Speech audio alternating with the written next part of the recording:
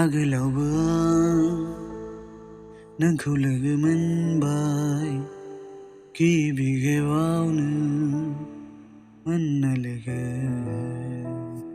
बिलिरबाय नोङो आंनि बिखाखौ गासैबो दुखु बावगारलांबाय जावलिया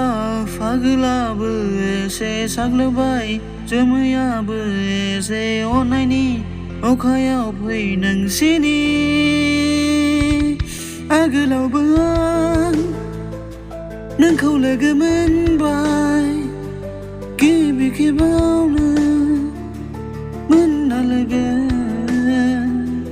बिलिरबाय नोङो आंनि बिखाखौ गासैबो दुखु बावगारलांबाय